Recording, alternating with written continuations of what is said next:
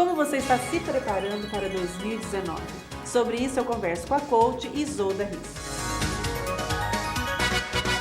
Virada de ano, Isolda, é momento da gente refletir. Muitas vezes pensamos no próximo ano, um ano melhor. Porque queremos, claro, evoluir, ter uma vida mais tranquila, porém com projetos diferenciados. E especialmente mudando algumas atitudes, alguns pensamentos, algumas crenças. É possível, nesse curto período de tempo, em questão de um mês, por exemplo, de organização, a gente também mudar hábitos, mudar pensamento? Por onde começar? Bom, em primeiro lugar, eu quero agradecer a oportunidade, mais uma vez, estar aqui com vocês. É sempre muito prazeroso.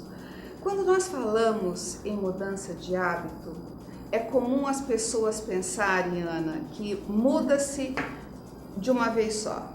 Eu estou fazendo isso hoje, amanhã eu não farei mais. O processo não é esse. Você não adquire um hábito de um dia para o outro, assim como você não o perde também. Final de ano é uma coisa que nós normalmente refletimos a respeito do que passou, fazemos um balanço.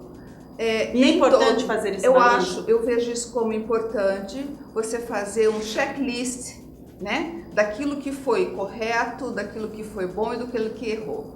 Santo Agostinho, na sua sabedoria imensurável, ele fazia isso diariamente. Ele falava que, ao deitar-se, você repasse o seu dia e veja aquilo que você fez de bom e fez de errado. Isso seria o ideal para que todos nós fizéssemos. Esse balanço, essa análise diária, né? Esse momento de reflexão. Momento de sair reflexão, um pouco do automático. Sair do automático. Mas na cultura que a gente vive, nesse corre-corre louco, que a gente não sabe se está correndo atrás de alguma coisa ou se está correndo de alguma coisa, muitas vezes a gente não para pensar. Não para pensar diariamente, não para pensar semanalmente. Então, se pelo menos, chegando nesse período do ano, nós fizermos um balanço, é muito interessante. E anote, o ato de você escrever, ele é muito importante para você fixar na memória, fixar no seu interior. Então, eu tenho uma experiência muito interessante. Então, chegava ao término do ano, eu fazia uma lista deste tamanho do que eu queria para o próximo ano. Eu não cumpria nem um terço dessa lista. Porque a lista era muito grande, era metas muito altas, coisas assim que você não se atinge em um ano. Mas na minha falta de saber, naquela ocasião, eu estava na faixa dos 30 anos, um pouco menos, eu fazia uma lista enorme. Cheia de idealizações. Cheia de ideais. Hoje eu classifico como cheio de ilusões, né? Aí chegava ao término do ano, eu não tinha concluído um terço, aquilo me gerava um sentimento de frustração absurda, certo? Me dava um sentimento de incapacidade, de falta de disciplina, então o que gerava em mim era todo um processo negativo. Ao longo dos anos, eu fui diminuindo essa lista de objetivos. Ela foi ficando mais real, ela mais foi concreta. ficando menor e mais concreta. Por exemplo, ano passado eu tinha 2 objetivos para 2018. Eu consegui alcançá-los, os 2 objetivos. É que nós temos hoje, a vida moderna nos exige uma urgência das coisas acontecerem. Em vários aspectos. Em vários aspectos. E isso nos gera uma frustração absurda. Então, eu ao longo dos anos, eu aprendi a modificar essa lista e exercitar o que Santo Agostinho coloca. Chegue ao término do dia, faça um balanço da sua vida. Eu faço isso todos os dias? Não. Mas eu faço pelo menos a cada 2 dias, 3 dias. E eu tenho o hábito de escrever. Eu digo que eu converso com o meu caderno todos os dias. Você escreve manualmente mesmo? Manualmente, ou pela manhã ou pela noite. Eu sempre tenho, ou na minha bolsa constantemente uma caderneta e uma caneta, e na cabeceira da minha cama também. Então eu converso com o meu caderno, eu tenho um diálogo, eu pergunto, eu respondo, eu digo que meu caderno responde. O que é isso? Esse processo de o caderno responder, no meu caso, é a sabedoria que todos nós temos, mas que nós não indagamos. É o Deus interno que cada um tem, mas que a gente não tem o hábito de buscá-lo. E deixa muitas vezes esquecido. Esquecido. E aí, como você disse, aí o hábito para as outras coisas vai se fortalecendo e a gente vai se distanciando do nosso interior mesmo. Exatamente. E se é que a palavra Quantas pessoas se perguntam que não sabem, que estão perdidas, não sabem mais o que gostam realmente, o que querem realmente, quem são de fato, estão sendo influenciadas pelo ambiente externo, por outras pessoas, vai perdendo a sua própria identidade. Você perde a sua identidade e você se desconhece. Não faz muito tempo, eu conversando com um amigo meu, e eu pergunto, ele passando por um processo de relacionamento, e eu perguntei para ele, do que você gosta? Ele falou, como assim do que eu gosto? Eu falei, o que te dá prazer? Né? Sim. Não, eu gosto de ir em restaurante, eu gosto de viajar. Não, mas o que te dá? Você não vai no restaurante todos os dias, você não viaja todos os dias. O que você gosta? Ele ficou olhando pra minha cara, Ana. Não sabia. Não sei do que eu gosto. Olha. Entendeu? Porque vive tão focado em ser aceito pelo grupo, ser aceito pela sociedade, gostar de algo para que os outros o aceitem, porque a grande maioria está nesse processo. Sim. Então, uma dificuldade de viver consigo. Consigo mesmo. Uma dificuldade de estar só. Exatamente, né? E como é que a gente vai estar bem com o outro? A partir do momento que você estiver bem com você mesmo. Isso é possível a gente cultivar bons pensamentos. Existem exercícios para bons pensamentos, porque o bom pensamento reflete numa prática também boa. Ele gera uma atitude, que é uma ação. Como cultivar esse Como bom cultivar o pensamento? Todos nós temos pensamentos ruins. Isso é próprio do ser humano, né? Então, quando existe uma técnica dentro da PNL e da psicologia junguiana, que a hora que vem um pensamento ruim, em primeiro lugar, não rejeite, não rechace. O cérebro não entende não. Você o aceita e substitua por um pensamento bom. Veio um sentimento ruim, ok, eu estou sentindo. A aceitação é um processo de extrema sabedoria. Você não aceitar o que pensa, você não aceitar o que sente, te afasta da resolução do problema. Você foge. Você foge. Então veio o sentimento ruim, ok, eu sou humana, eu estou sentindo isso, mas eu não quero isso para mim. Eu vou substituir esse pensamento. Veio o sentimento ruim, não alimente o pensamento ruim, porque muitas vezes a gente fica num diálogo interno, né? Uma voz interna falando com você. Então veio, ok, troca. Exige disciplina. Disciplina e prática constante. No início... Não aquele processo de tortura mental. Não, senão você... Não. Aceita.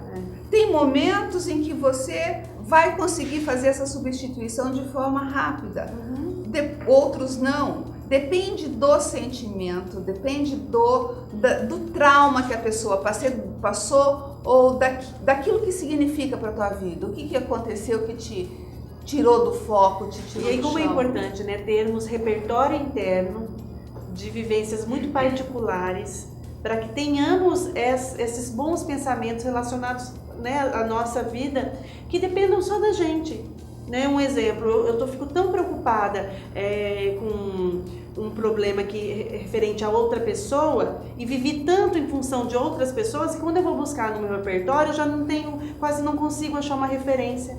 E aí quando você tem esse momento com você mesmo, de identificar o que você gosta, o que lhe dá prazer, os seus desafios, você consegue puxar isso. Exatamente. E eu vejo assim, o exercício como é importante, leitura. Leituras difíceis muitas vezes. Exercita né? o raciocínio. Exercitam, gente, até palavra cruzada. Te tira um pouco o foco desse mundo e você começa a partir do seu repertório de conhecimento decifrar algumas coisas, até proteção contra doenças como Alzheimer, por exemplo. Com certeza. Assim. Então, como é importante exercícios que parecem ser tão simples, mas que fazem um bem mental, porque esse equilíbrio entre físico, mental e emocional é essencial, né, Isolda, para que a gente tenha uma vida mais plena.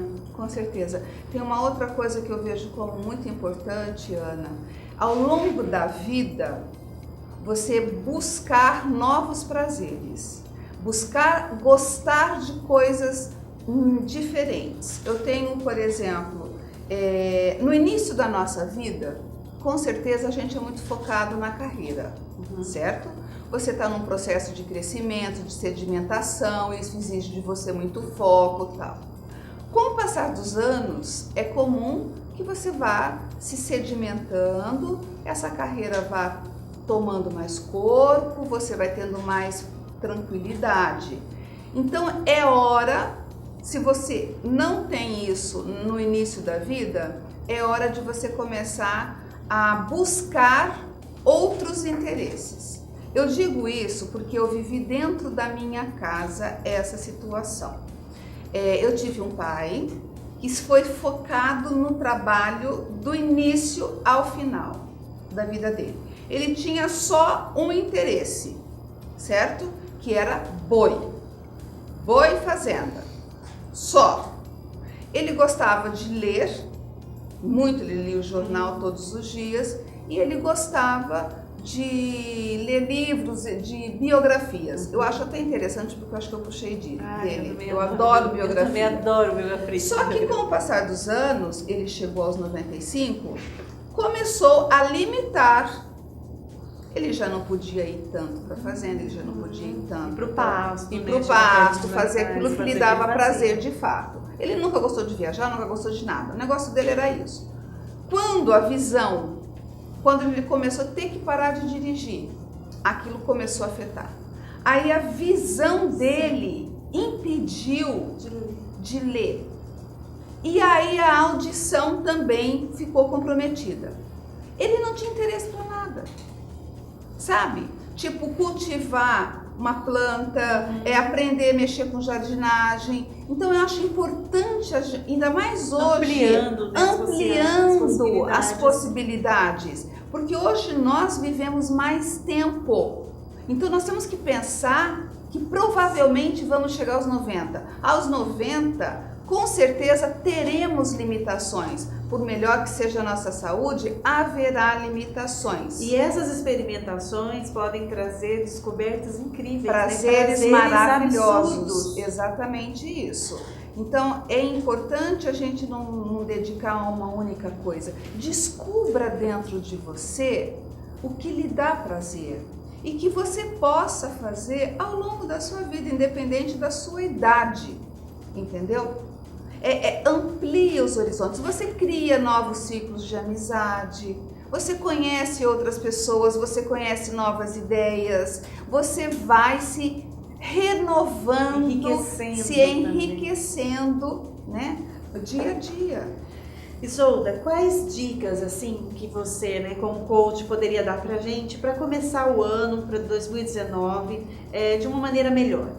A gente já tem a dica da lista, uma lista real e concreta, colocar no papel aqueles desejos, né, as metas, os projetos, que mais? Cultivar bons pensamentos. Exatamente. Eu digo que tudo, para mim, Ana, se resume em uma coisa: queira ser uma pessoa melhor. E uma das formas de nós sermos uma pessoa melhor é dedicar-se ao próximo. Dedicar-se ao próximo, ele é um despreendimento que te leva a naturalmente se tornar melhor. Não estou falando em santidade, não estou falando em pureza, não estou falando nada disso.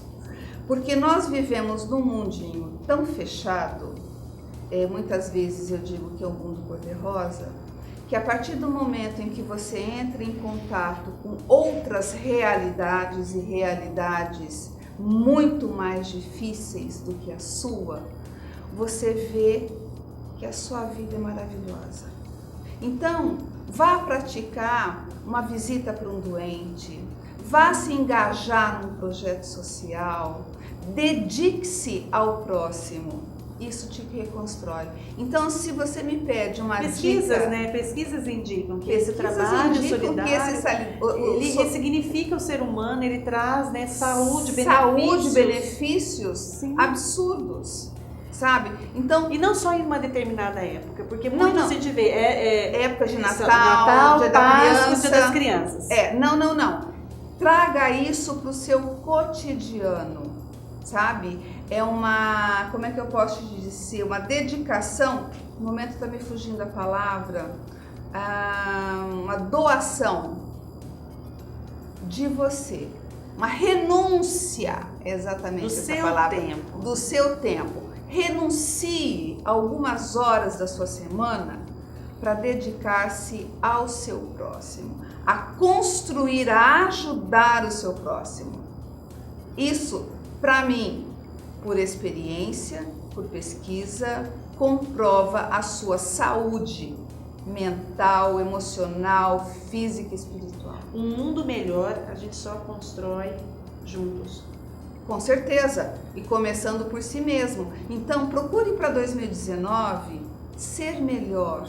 A gente não está dizendo que as pessoas são ruins, mas ser melhor para si. Todo mundo pode ser melhor, né? Claro! A gente tá em ser melhor para si, mude seus hábitos, se trate melhor, busque se amar, busque aceitar os seus defeitos, as suas limitações, mas não é se acomodar. Você aceitar é uma coisa, você se acomodar é outra. Então, aceite as suas limitações, mas procure melhorá-las. Busque em você qualidades e não defeitos. Não olhe para o espelho para ver aquilo que você não gosta. Busque o que é bonito e procure ressaltar. Então, esse mundo melhor que todos nós desejamos, ele parte de nós, nos tornar uma pessoa melhor. E nos tornar melhor é se amar. A partir do momento em que a gente aprende a se amar, com as nossas limitações, com os nossos defeitos, que é natural, e com as nossas qualidades também. Porque, Ana, tem muita gente que só se enxerga os seus defeitos. Se ela fica focada nos seus defeitos, ela não consegue enxergar as suas qualidades. E todos nós a temos, em maior ou menor desenvolvimento. E aí vamos cultivar as boas qualidades e não as nossas limitações. Isolda Risso, entrevistada de hoje.